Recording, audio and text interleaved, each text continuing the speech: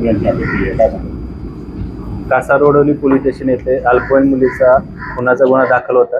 त्या गुन्ह्याचा समांतर तपास गुन्हे शाखा घटक पाच पोलीस निरीक्षक सलील भोसले साहेब, पोलीस निरीक्षक Nitin Patil, API Sharad Patil, API Bhushan Shinde, API Pallavi Dhage Patil, PSI Mane आणि त्यांच्या टीमने ACP शेखर बागडे यांच्या सुपरविजनमध्ये त्या गुन्ह्याचा समांतर तपास केला. त्याच्यामध्ये समाधान सूर्यवंशी वय वर्ष 40 राहणार लोकमान्य पाडा नंबर 3 ठाणे पश्चिम या आरोपीला त्याच्यामध्ये अटक करण्यात आलेली आहे.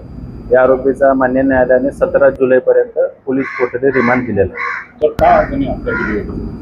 प्राथमिक तपासामध्ये आरोपीनं अल्पवयीन मुलीची ओढणीने गळा दाबून हत्या केल्याचे निष्पन्न झालेलं आहे. परंतु त्यामागचं कारण हे आता या रिमांडमध्ये जो काय तपास होईल त्याच्यामध्ये निष्पन्न होईल नक्की काय कारण होतं किंवा काय त्यांचा वादविवाद झाला का किंवा काय इतर शारीरिक अत्याचाराचा काय संशय आहे का त्या अनुषंगाने देखील आम्ही तपास करत नाही.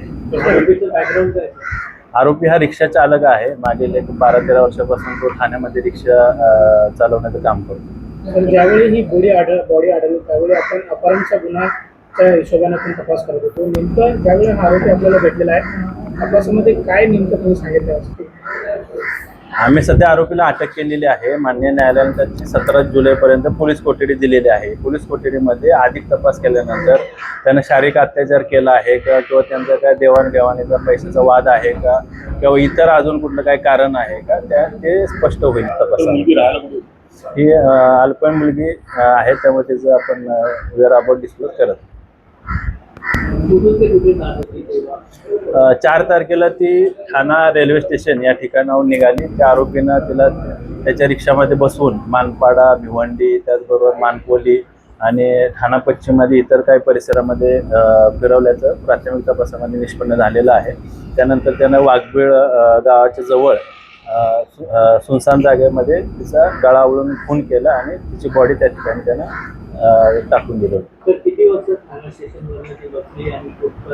4 तारखेला साधारण ती दुपारी 1 ते 2च्या दरम्यान ठाणा रेल्वे स्टेशनवरून त्याच्या रिक्षामध्ये बसले, आरोपीच्या रिक्षामध्ये.